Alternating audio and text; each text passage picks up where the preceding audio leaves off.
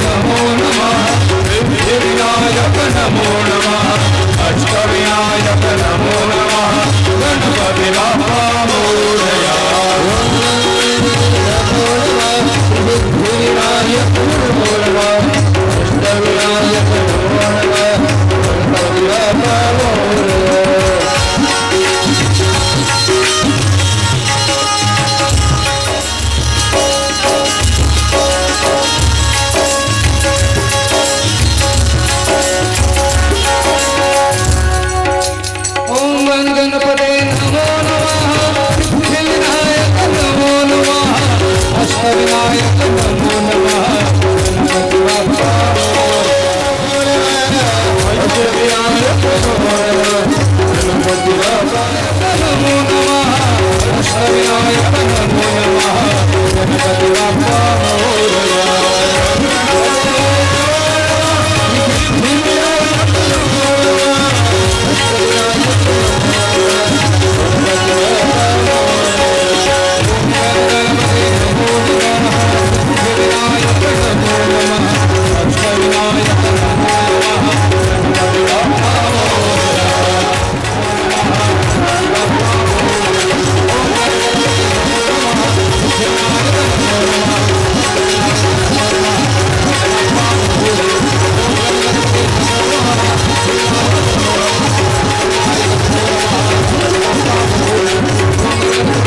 गणपती बाप्पा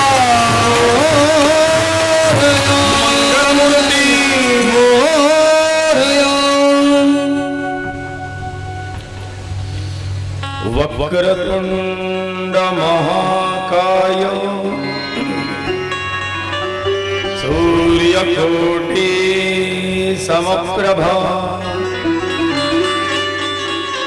निर्विघ्नं कुरु मे देव सर्वकार्येषु सर्वदा एकदन्तो महाबुद्धि सर्वज्ञो गणनायक सर्वसिद्धिप्रदो देवो गौरीपुत्रं विनायकम् गणनाथ सरस्वती रवि शुक्र बृहस्पति पंचैतां स्मरे नित्यं वेदवाण्यं प्रवर्तयेत् मोठे दोंदकटी फणींद्र बरवा भाळी शशी शोभतो हस्ते अंकुशलड्डु पद्म परशु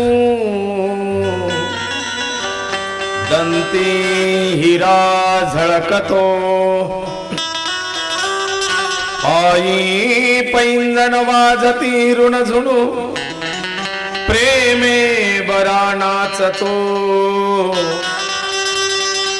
ऐसा देव गणेश तो गजमुख या हृदय मंदिरे बैसतो प्रणम्य पार्वतीनाथं विष्णुं सूर्यः तथाम्बिका गणेशं विघ्नहर्तारम् श्रीगुरूणां चरणाम्बुजम् ओम नमो जियाद्या वेद प्रतिपाद्या जय जय स्वसंवेद्या आत्मरूपा देवा तूची गणेशु सकलार्थमति प्रकाशो मणे निवृत्तिदासो अवधारी जोजी नमोजी विघ्नहरा गजानना गिरिजा कुमारा जय जय लंबोदरा एकदंता शूर्पकर्णा हालविसी कर्णयुगुले ते थोणी झोका वारा उसळे त्याचे निवाते विघ्न दूर पळे विघ्नांतक म्हणते तुझे शोभे आनन जैसे तप्त कांचन किंवा उदित प्रभारमण तैसे तेज फाकतसे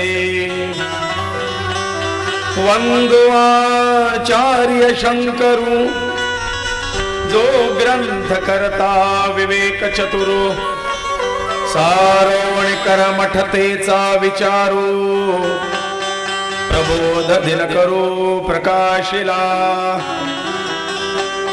गणेशो गालवो गार्ग्यो मंगलश्च सुधाकरा गणेशस्य प्रसादोऽयं सर्वे गृह्णन्तु बान्धवाः सिद्धिबुद्धिसहित महागणपतये नमः श्री सरस्वत्यै नमः श्री गुरुभ्यो नमः माता पिता गुरुचरण कमलेभ्यो नमो नमः प्रस्तुत या गणेश महापुराण कथेचा आजचा 5वा दिवस.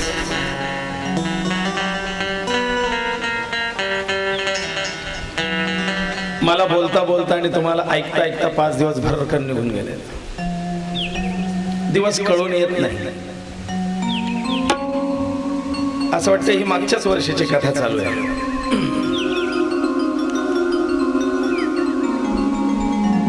शिरोडे परिवार आयोजित हे स्वर्गवासी सौभाग्यवती कमलबाई लक्ष्मण शिरोडे यांच्या पंचम स्मृती निमित्ताने 5व्या वर्षाच्या निमित्ताने 5वा क्षया दिन 5व्या वर्षाची पडतील. तुमच्यात पडतीत म्हणतात, आमच्याकडे क्षया श्राद्ध क्षया दिन म्हणतात. पंचम वर्ष श्राद्ध पंचम पुण्य स्मरण म्हणा. या निमित्ताने आयोजित ही 5वी गणेश पुराण कथा एकेका तत्वातून आपण एक तत्व पुढे सरकत चाललो आहे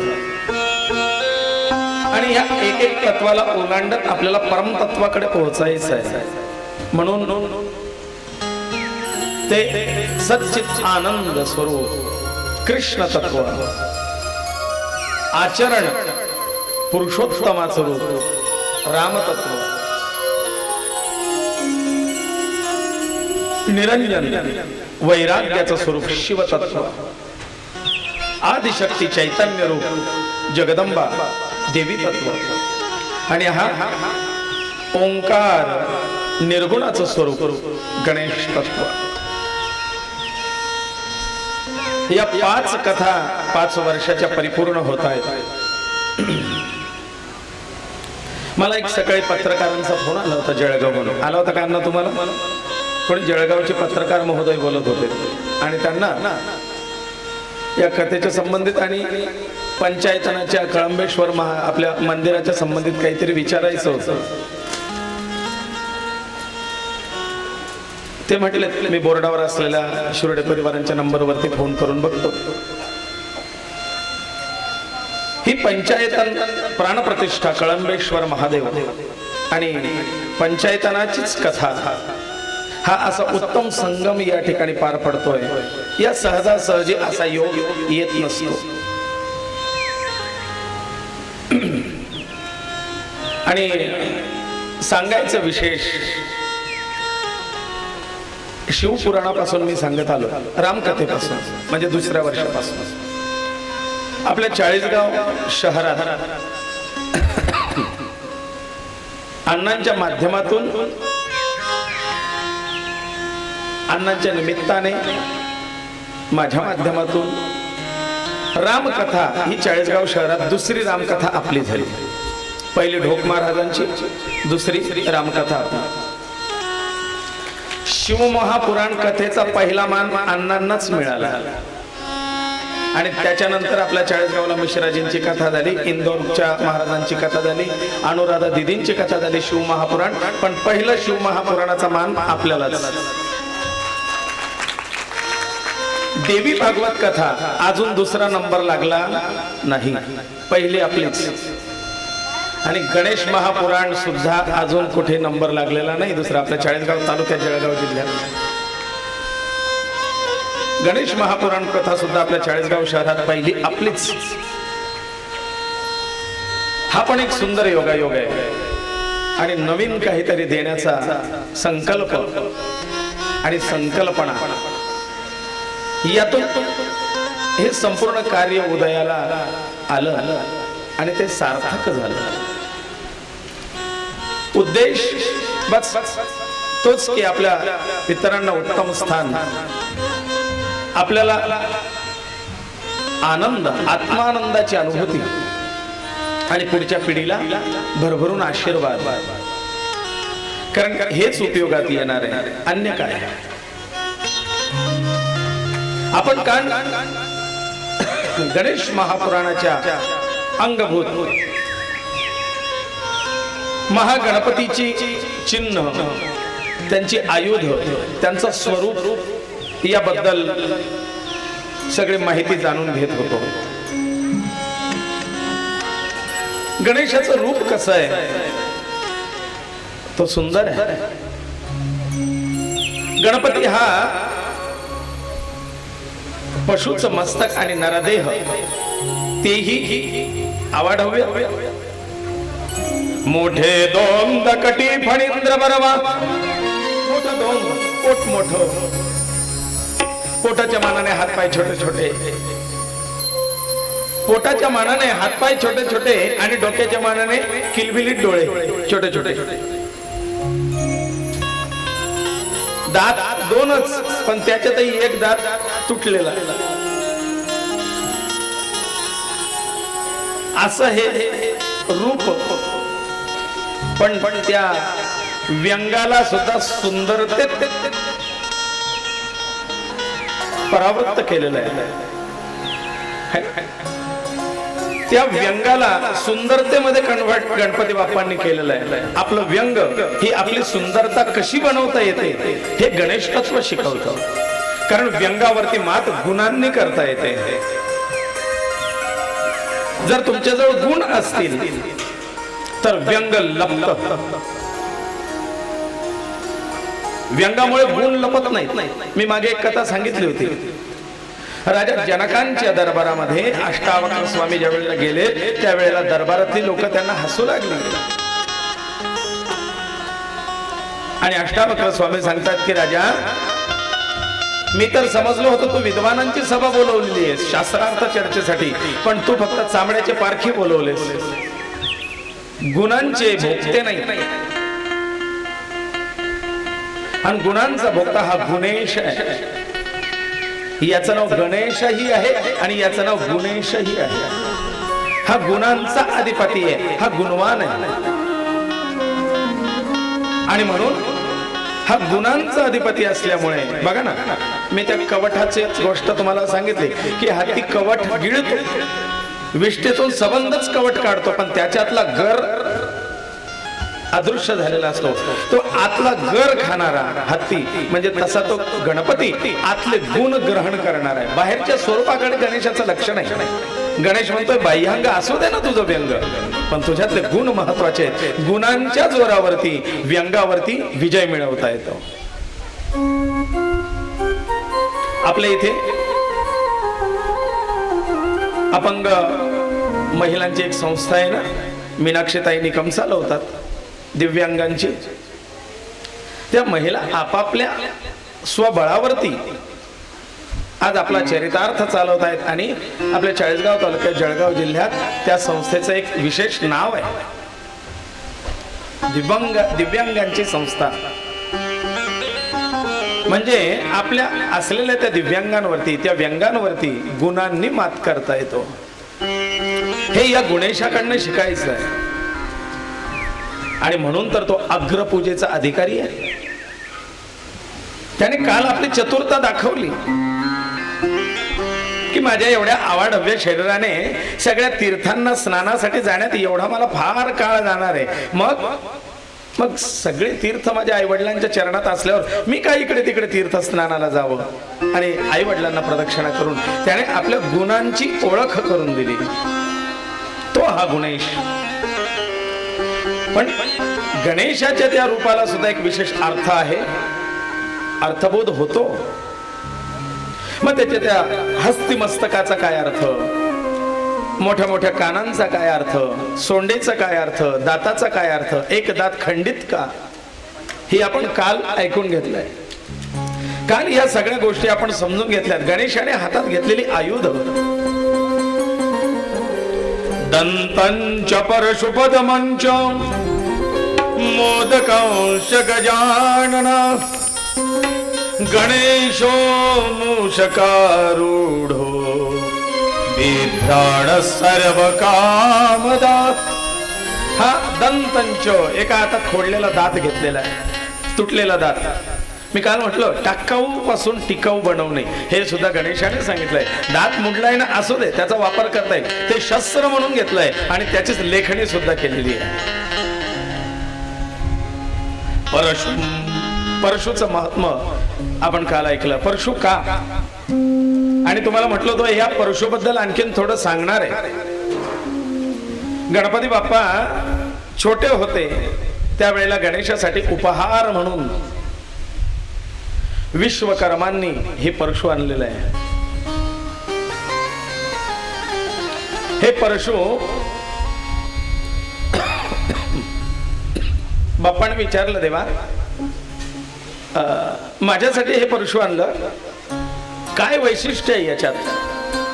कारण विश्वकर्मा म्हणजे देवांचे सर्वश्रेष्ठ मेकॅनिकल इंजिनियर म्हणा, आहे ना.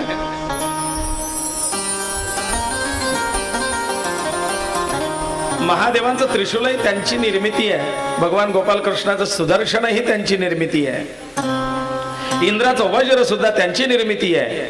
आणि मग त्यांनी सांगितलंय की बाप्पा, ज्या वेळेला मी सूर्याच्या तेजापासून, सूर्याच्या अतिरिक्त जी तेजोप्रभा होती, त्या तेजोप्रभेच्या पासून मी महादेवाचं त्रिशूल आणि सुदर्शन चक्रादी निर्माण केली. विष्णूंना गदा,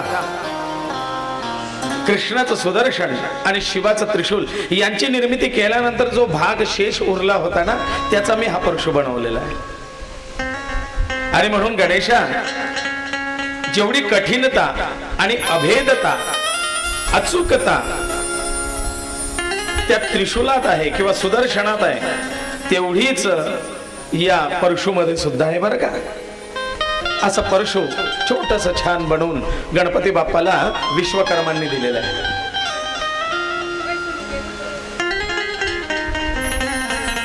वेगवेगळे वेगवेगळे. आता तो पाश, अंकुश, अंकुशाचं महात्म्य मी काल सांगितलंय तुम्हाला. मोदकाचं महत्व सांगितलं. हा मोदक अमृत मोदक आहे, ब्रह्म ज्ञानाचा मोदक आहे, ब्रह्मरसाचा मोदक आहे. माता ददाती हे रंभे मोदकम देवनिर्मितम.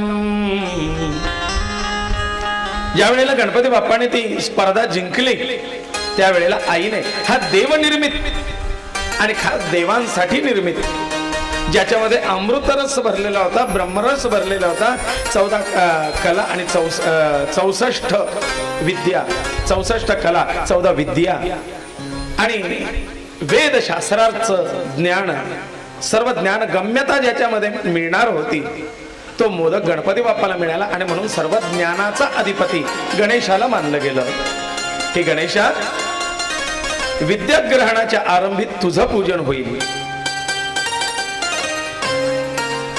माता ददाती हे रंभे मोदकम देवनिर्मितम. अमृतमय ज्ञान मोदक, हा ज्ञानाचा मोदक आहे. आणि ज्ञान हे एक मोदक आहे. मोदकाला पाहून बाहेरून अंदाज लावता येत नाही याच्यात काय भरलंय, है ना.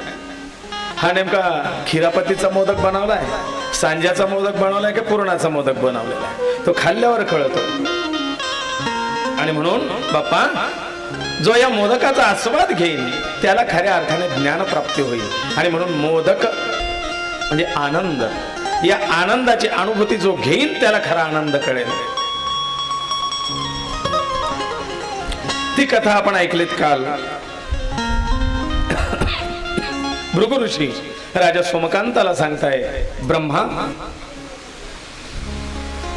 कोणाला, हा हा ते बा फोटोग्राफर साहेबांचं लक्ष आहे. ब्रह्मदेव वेदव्यासांना ही कथा सांगतायत आणि सुत मुनी शौनिकाधिकांना सांगतायत. मध्येच सोमकांताने प्रश्न विचारलाय, गुरुदेव आज्ञा असेल तर एक विचार. ही मर्यादा आहे, ही गुरु शिष्य मर्यादा आहे.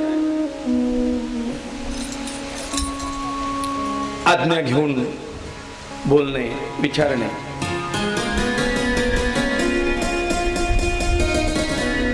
विचारू म्हणले एक प्रश्न, कारण कथेच्या मध्ये व्यत्यय आणू नये. वक्ता बोलत असताना त्याला मध्ये डिस्टर्ब करू नये, त्याचं पाप लागतं. आणि मी भागवत कथेच्या वेळेला मला असं वाटतं सांगितलं होतं की कथेत जो बडबड करतो त्याला दुसरा जन्म बेडकाचा मिळतो. मी नाही सांगत, ग्रंथ आणि संत प्रमाण आहे. मी तुम्हाला त्या अभंगासहित सांगून देईन, आहे ना. मग राजाला शंका तर होती, म्हणजे जाणून घ्यायची होती, जिज्ञासा. आता त्यांनी त्याच दिवशी सांगाय, नष्टो मोहा स्मृतीर लब्ध्वा नात्र संशय. मला शंका नाही, पण जिज्ञासा आहे, जाणून घेण्याची उत्कंठा आहे. शंका म्हणून नाही विचारत, अधिक जाणण्याच्या बद्दलची जी काही उत्कंठा आहे म्हणून विचारतो. गुरुदेव आज्ञा असेल तर विचारू प्रश्न. म्हणले हो विचार. शिष्याचा अधिकार आहे, कारण प्रश्न या परिपृच्छया. गुरु शिष्यामध्ये हा प्रश्नोत्तरीचा संवाद होणं गरजेचं आहे, त्यालाच तर गुरु शिष्य म्हणतात. विचार राजा. म्हणले गुरुदेव प्रश्न थोडा गमतीचा आहे. जर बाप्पाचं स्वरूप एवढं मोठं आहे, त्याने ते असं छोटस वाहन उंदीर का निवडावं? त्याने वाहनही तर आपल्या मानाने घेतलं पाहिजे ना. हा शूद्र जीव उंदीर, ज्याचा काही कुठे उपयोग नाही, न शेतीच्या कामात, न घर कामात, न पाळण्यात. विदेशी लोक पाळतात, पण ते पांढरे उंदीर.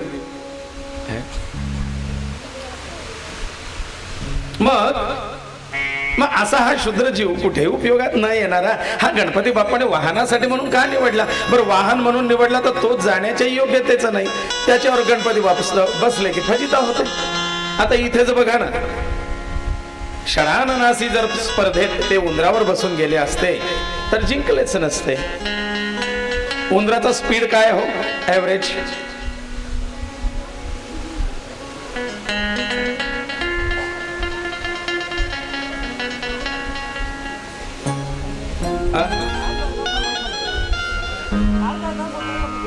अर्धा तास 1000 किलोमीटर म्हणले.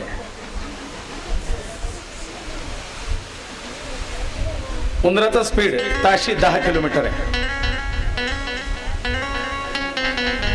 तो तुम्हाला वाटतो असा, पण तुर तुर तुर तुर तुर तुर तुर तुर तुर तुर पळत असतो. आणि म्हणून विज्ञान गणेश नावाचा जो ग्रंथ मी तुम्हाला सांगितला की या 5-6 ग्रंथांच्या अभ्यासातून ही गणेश कथा होते.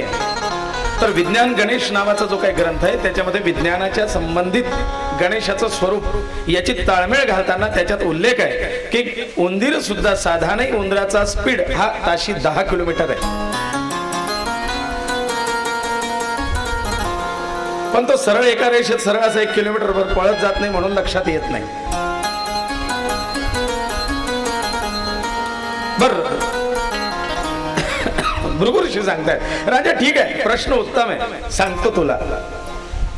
आणि मी एक क्लिप तयार केली होती, रील. त्याच्यामध्ये सांगितलं होतं की उंदीर हा साधा सुद्धा उंदीर नाही, याच्या मागे एक पौराणिक कथा आहे, हा एक विशेष आहे. ती आज कथा तुम्हाला सांगतो. फार पूर्वी देवराज इंद्रांच्या इंद्र सभेमध्ये भजनाचा कार्यक्रम चालला होता. तुम्हाला वाटलं नेहमीच बा तिथे अप्सरा नसतात, आजही तसंच असेल, असं नाही. नेहमीच असं नसतं, कधी कधी देवराज भजन पूजनही करतात. देवराज इंद्रांच्या सभेमध्ये भजनाचा कार्यक्रम चालला होता आणि भजनाचे प्रमुख हे वामदेव ऋषी होते.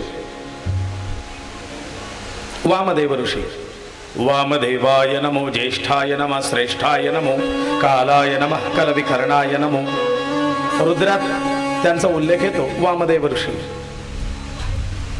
आणि नेमकं झालं काय, भजन छान असं रंगात आलं आणि रंगात आलेल्या भजनाच्या दिवशी नेमकं क्रौंच नावाचे एक गंधर्व त्या भजनाला उशिरा पोहोचले. वास्तविक त्या भजनात त्यांना सहभागी व्हायचं होतं आधीच, पण वेळेचं नियोजन न ठेवता क्रौंचांना उशीर झाला आणि त्यामुळे आता मागून पुढे जायचंय म्हणून क्रौंचांनी त्या भजनात बसलेल्या लोकांना ओलांडत जायला सुरुवात केली.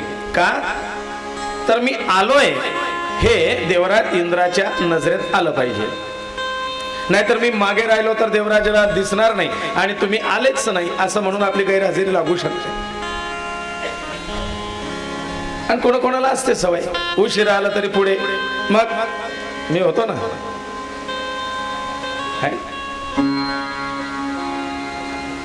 असं करू नका. बाकीच्यांनाही जागा देत चला, बाकीच्यांनाही कथेचा लाभ घेऊ द्या. क्रौंच त्यांना ओलांडत पुढे जाऊन देवराज इंद्रांच्या समोर बसणार आहे असं जाताना त्यांचा पाय वामदेवांना लागला. आणि त्या दिवशी वामदेव हे व्यासासनी बसलेले होते. प्रमुख स्थान त्यांचं होतं, मुख्य स्थान त्यांचं होतं. म्हणून कधी आपल्या गुरूंच्या आसनाला पाय लावू नये. आपल्या गुरूंना किंवा पीठस्थ देवतांना पदस्पर्श होऊ नये याची काळजी घ्यावी. नुसतं गुरूंनाच नाही, त्यांच्या आसनाला सुद्धा पाय लागता कामा नये. वामदेव कोपलेत. वामदेवांना राग आला आणि सांगितलं, क्रौंच्या असं मूर्खासारखं वागतोस. अरे देव आहेस तू, आणि देवाने असं मूर्खासारखं वागावं? सभेचे, कथेचे, भजनाचे, पूजनाचे काही नियम आहेत की नाही? बरं लागलाय पाय तर नमस्कार न करता तसाच पुढे निघून गेलास. जा. बुद्धिहीन जीवासारखा वागलास. बुद्धिहीन जीव हो. तुला शाप देतो, आजपासून तू भूतलावरती निर्बुद्ध जीव म्हणून जीवन जगशील. मूषक होशील, उंदीर होशील. क्रौंचाने क्षमा याचना केली. वामदेवा मला क्षमा करा, पण देवराजांचा कोप माझ्यावर होऊ नये. देवराजांना कळावं म्हणून मी पुढे येण्याचा प्रयत्न केला. मला तुम्हाला पदस्पर्श, पायाचा स्पर्श करण्याचा हेतू माझा नव्हता. चुकून लागला, पण चुकून लागला तरी नमस्कार करावा, क्षमा याचना करावी, हा नियम आहे क्रौंचा. क्षमस्व देवा, अपराध घडला माझ्या हातून. अरे निर्बुद्धासारखा वागलायस. ज्या दिवशी तू बुद्धिदात्या गणेशाचं स्मरण करून त्या बुद्धिदात्याची कृपा तुझ्यावरती होईल, त्यावेळेला तू या शापित योनीपासून मुक्त होशील. तो तुला सद्बुद्धी प्रदान करो असा आशीर्वाद दिला आणि वामदेव तिथून निघून गेले. क्षणार्धात आकाश मंडलातून मूषकाच्या रूपामध्ये हा क्रौंच भूतलावरती येऊन पडला. आणि नेमकं ते पॅराशूट जसं एक पंक्चर झालं की ते कुठे जाऊन पडेल काही सांगता येईल, तसं हा आकाश मंडलातून पडलाय, पण कुठे पडला हे सांगता येत नाही. हा नेमका पडला पराशर ऋषींच्या आश्रमाजवळ. आणि पडला तोपर्यंत त्याचं गंधर्वत्व नष्ट झालेलं होतं आणि त्याला उंदराचं शरीर प्राप्त झालेलं होतं. त्यामुळे बुद्धी उंदराचीच. तुर तुर तुर तुर तुर तुर चालत त्याने पराशर ऋषींच्या आश्रमात प्रवेश केला. आणि उंदीर म्हटलं की स्वाभाविक आहे, त्याचा स्वभावच आहे कुरतडूत खात राहणे. उंदीर कधी स्वस्त असा बघितलाय का तुम्ही? हो, आमच्या इथे ना कपाटावर मस्त खाऊन पिऊन असा पाय लांब करून उंदीर झोपलेला आहे.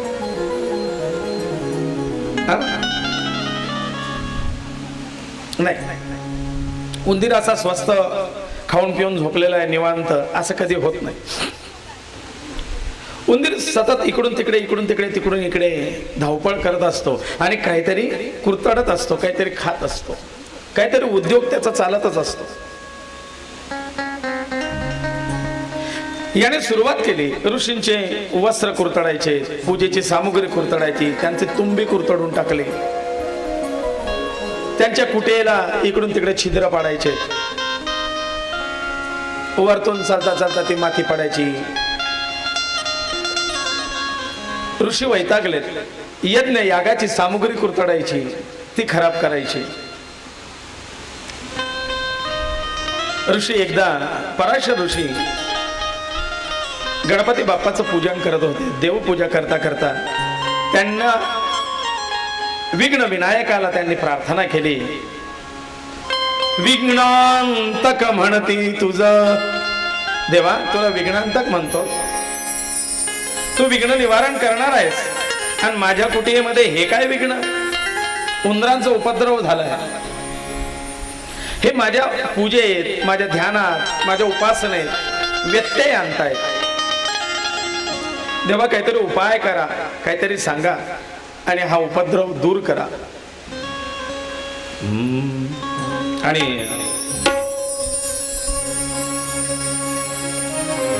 भगवान गणेश त्या ठिकाणी प्रकट झालेत. पराशर ऋषी अधिकारी ऋषी होते. भगवान गणेश सांगतात, ऋषे, तुमच्या आश्रमातला उंदीर हा साधा सुद्धा उंदीर नाही, हा स्वर्गातला देव आहे, हा क्रौंच आहे. मग देवा, याला वठणीवर आणा, हा उद्दंड आहे. गणेशाने आपल्या हातातला पाश घेतला, त्या मूषकावरती टाकला आणि त्याला आवळलं. याने अकराळ विकराळ मोठं स्वरूप धारण केलं आणि हा गावामध्ये आणि ऋषींच्या कुटियांमध्ये, आश्रमामध्ये ते सगळं उद्ध्वस्त करत धावत पळत सुटला. गणेशात आणि या मूषकामध्ये बरीच झटापट झाली आणि शेवटी गणेशाने आपल्या त्या पाशाने त्या मूषकाला आवळून धरलं आणि सांगितलं की, मूषका, अरे मला शरण ये, म्हणजे मी तुझी हानी करणार नाही. त्यावेळेला तो शापित गंधर्व स्वरूपातला मूषक म्हणतोय, हे गणराजा, मी सुद्धा महाबलशाली आहे, तुला काही मागायचं असेल तर माझ्याकडनं माग, मी द्यायला समर्थ आहे. रिक्वेस्ट कर, ऑर्डर नाही, है ना? मला विनंती कर, आज्ञा नाही करायची, मी काय कोणाची आज्ञा पाळणारा नाही आहे. गणेशाने म्हटलं, ठीक आहे, असं नाही तर असं सही. म्हणून तर त्याला बुद्धीचा देवता म्हणतात. बुद्धी चातुर्य वापरण्याची हीच तर संधी आहे. म्हणून गणेशाने सांगितलं, ठीक आहे, विनंती केली तर ऐकशील? म्हणले, हो, का नाही. मी तर काल परवा सांगितलंय, शक्तीपेक्षा युक्ती श्रेष्ठ, त्याही पेक्षा प्रेम श्रेष्ठ. मग मूषकावरती तो प्रयोग केला गणेशाने. म्हणले, मूषक महाराज, माझी विनंती आहे की तुमच्यासारखा महाबलाढ्य दुसरा पशु मी आजपर्यंत बघितला नाही. असा जर मला वाहन म्हणून मिळाला तर खरोखर सगळ्या देवांमध्ये माझा रुबाब वेगळा राहील. उंदीर म्हणतो, ठीक आहे, काय हरकत नाही. त्या इंद्राचा ऐरावत काय, त्याच्यापेक्षा मी सुंदर असं वाहन होऊन दाखवीन. आजपासून मी तुमचं वाहन. बाप्पाने म्हणलं, द्या वचन. म्हणले, हो. वचन दिलं आणि गणपती बाप्पा त्या आवाढव्य उंदरावरती बसून पराशर ऋषींच्या आश्रमात आले. म्हणले, ऋषी, तुमची समस्या संपली आणि आपलंही टेम्पररी गाडीचं काम झालंय. आतापर्यंत गणपती बाप्पा मयूर वाहन होते, आतापर्यंत मयूर वाहन होते, आता मूषक वाहन झालेले. या शापित गंधर्वावरती भगवान गणेश कृपा करतात आणि त्याला आपलं वाहन म्हणून स्वीकारतात. हा झाला पौराणिक विषय. शास्त्रीय विषय असा आहे की उंदीर म्हणजे कार्यशक्तीचं प्रतीक आहे. कार्यशक्ती, क्रियाशक्ती. तो सतत काहीतरी काम करत असतो, स्वस्थ बसत नाही. आणि म्हणून गणपती बाप्पांचं सांगणं हे की बुद्धिमानाने स्वस्थ बसू नये. बुद्धिमान रिकामा बसलेला चांगला दिसत नाही, खाली दिमाग शैतान का घर. आणि म्हणून बुद्धिमंतांनी रिकाम्या असं वेळ वाया घालवू नये. आपल्या डोक्याला चालना देत राहावी आणि काहीतरी उद्योगशीलता असावी. उद्योगम खलु पुरुषस्य सिंहा. पुरुषाचं खरं लक्षण तेच आहे, उद्योगशीलता असणं. एकदाच्या अंगातून काम निघून गेलं की तो पुन्हा कामाच्या उपयोगात नाही. आणि म्हणून बाप्पा तेच सांगतात की बुद्धिमंताने उद्योगावरती स्वार व्हावं, उद्योग करावा, स्वस्थ बसू नये, रिकाम बसू नये. दुसरी गोष्ट अशी आहे की उंदीर हा चंचल प्राणी, एका जागी बसत नाही. आणि म्हणून गणपती बाप्पा सांगताय की बुद्धिमानाने आपल्या चंचलतेवरती अंकुश आणून चंचलतेवरती स्वार व्हावं, चंचल राहू नये. आपल्या चंचल स्वभावाला काबीज करून त्याच्यावरती विजय मिळवावा. भरकटणारं मन ते उंदरासारखं, त्याच्यावरती ताबा मिळवावा, अंकुश मिळवावा आणि त्याच्यावरती स्वार व्हावं.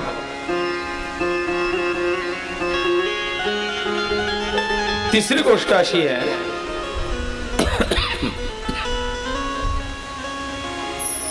उंदीर हा भित्रा प्राणी आहे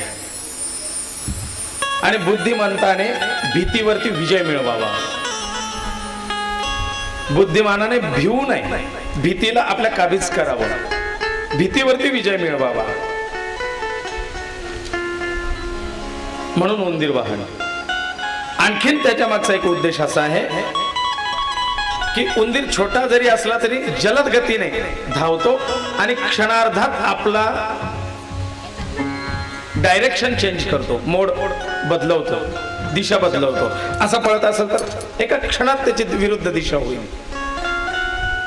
गणपती बाप्पा आपल्या वाहनाच्या माध्यमातून हा संदेश देऊ इच्छितात की बुद्धिमंताने निर्णय क्षमता अशी ठेवावी, क्षणात निर्णय बदलून आपल्याला डिसिजन घेता आलं पाहिजे. मग देखू आज करे सो कल, कल करे सो परसो, आणि इतनी भी जल्दी क्या है, अभी तो जीना है बरसो.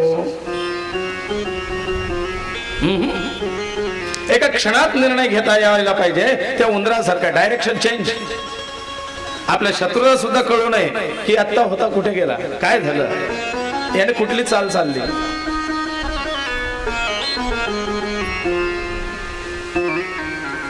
या उंदरासारखा कामाचा वेग असावा, तरतरीत अंगी असावी. तिसरी गोष्ट अशी की उंदीर हा जमीन पोखरून बिळ करतो, है ना. जमीन पोखरून बिळ तयार करतो. याच्याकडनं एक गुण शिकण्यासारखा आहे की दुसऱ्याचं अंतर्मन पोखरून माहिती काढता आली पाहिजे. हे बुद्धिमंताला जमलं पाहिजे. जो बुद्धिमान आहे तो दुसऱ्याच्या अंतर्मनात बीळ करून त्याच्यातला भाव जाणून घ्यायला सक्षम पाहिजे. या छोट्याला छोट समजू नका. हा दिसतो छोटा पण गोदामाच्या गोदाम उद्ध्वस्त फस्त करून टाकतो. आणि म्हणून कोणालाही छोट समजू नये हे गणेश आपल्या या वाहनाच्या माध्यमातून समजावतात. ही सगळी एका उंदराची लक्षणं, उंदराचे फायदे, उंदराचे गुण आहेत. आणि हे सगळे गुण लक्षात घेता भगवान गणेशाने या मूषकाला, या उंदराला आपलं वाहन बनवलंय, है ना. असा हा उंदीर हा शापित गंधर्व आहे. बघा, पूजनारंभे गणपती आले, पूजनारंभे गणपती आले, तुरु तुरु चाले उंदीर, तुरु तुरु चाले. पूजनारंभे गणपती आले, पूजनारंभे गणपती आले, तुरु तुरु चाले, तुरु तुरु चाले, तुरु तुरु चाले उंदीर, तुरु तुरु चाले. पूजनारंभे गणपती आले, पूजनारंभे गणपती आले.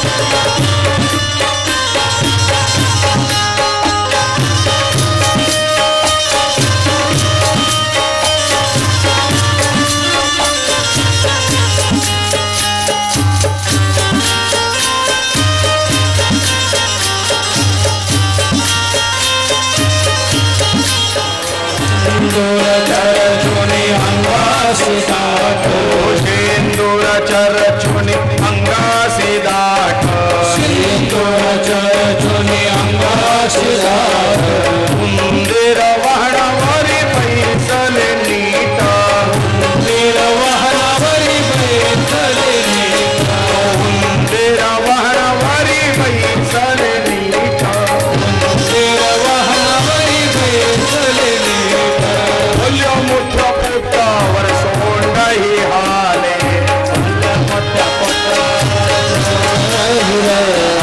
भल्या मोठ्या पोटावर सोंडाही हाले भल्या मोठ्या बोलावर सोंडाही हाले तुरु तुरु चाले उंदीर तुरु तुरु चाले तुरु तुरु झाले उंदीर तुरु तुरु झाले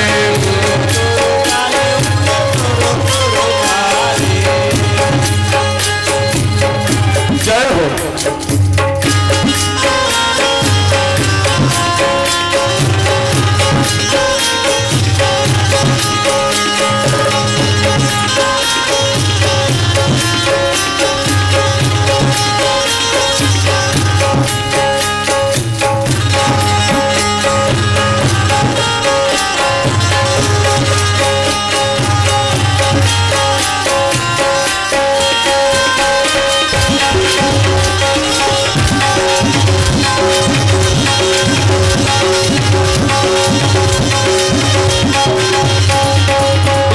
सोने पिवळा पीतांबर सुनी दिवा पीतांबर सोने पिवळा पीतांबर कुंडल वक्राकार डोले हात कानात कुंडल वक्राकार डोले तुरु तुरु चाले उंदीर तुरु तुरु चाले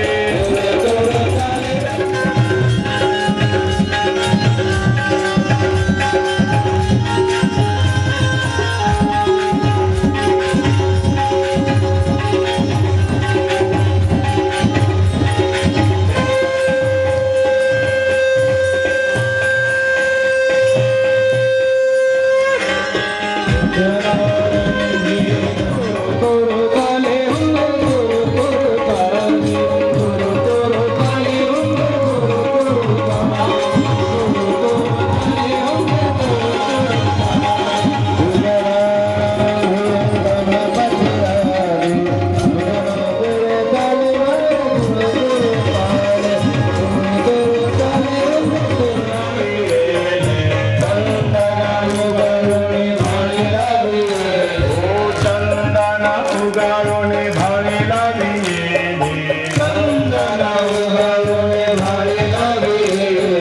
दुर्वांच्या गोडे मारा लाला फुल दुर्वांच्या गोडे मारा लाला फुल फुले केले एकवीचा मोदक एकवीचा मोदक नैवेद्याला केले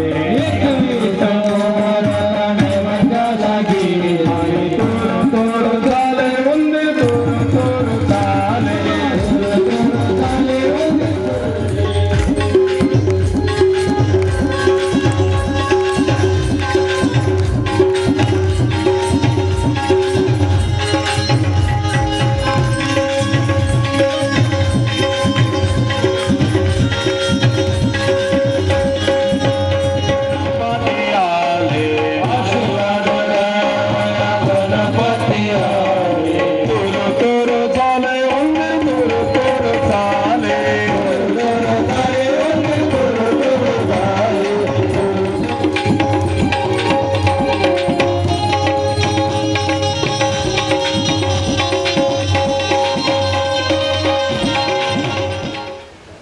याच्यातून ती गोष्ट शिकावी. संगती कोणाची धरावी. उंदराने संगती बाप्पांची पकडली म्हणून तोही पूजनीय ठरला. नागाने जो विषारी म्हणून ज्याचा फणा ठेचून मारला जायचं त्याने संग महादेवांचा केला म्हणून तोही पूजनीय ठरला. म्हणून आपण कोणाच्या सोबत आहोत याच्यावरती आपलं स्टेटस ठरतं आहे ना. आपली ओळख आपल्या संगतीने होत असते. आणि म्हणून संग कोणाचा असावा, सोबत कोणाची असावी.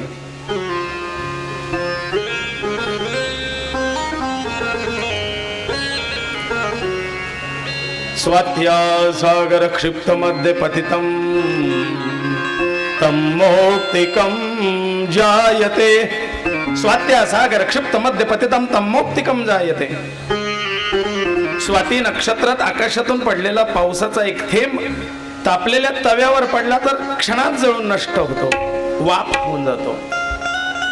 त्याच स्वाती नक्षत्रातल्या त्या थेंबाने, त्या दवबिंदूने जर कमलपत्राचा आश्रय घेतला तर काही काळ मोत्यासारखा चमचमत तो पाण्यावरती, त्या पत्रावरती दवबिंदू म्हणून चमकतो, नंतर नष्ट होतो. मध्यम संगती.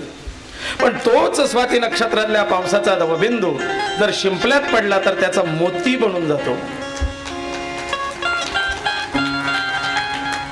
आपलं जीवन उज्ज्वल होतं. पण तोच स्वाती नक्षत्रात पडणाऱ्या पावसाचा थेंब जर सर्पाच्या मुखात गेला तर त्याचं विष होतं असं म्हटलंय. आणि म्हणून संग कोणाचा असावा, संगती कोणाची असावी, त्या संगतीवरती आपलं जीवन आणि त्याची अमौलिकता ठरत आहे. हिऱ्याच्या संगती ढेकना संगती हिरा तो भंगला. ढेकनाच्या संगे हिरा तो भंगला. ढेकनाच्या संगे हिरा तो भंगला. ढेकनाच्या संगे हिरा तो भंगला. ढेकनाच्या संगे हिरा तो भंगला. संगीला साधू भैसा संगीला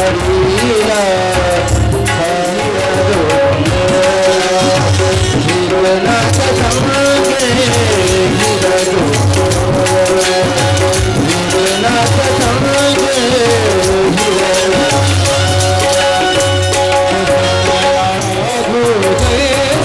जीवनाचा संगे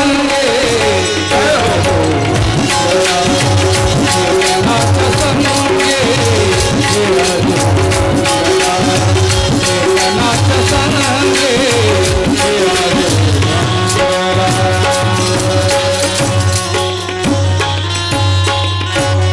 हिरा खनिजांमध्ये सर्वात कठोर मानला जातो. कोळशाच्या खाणी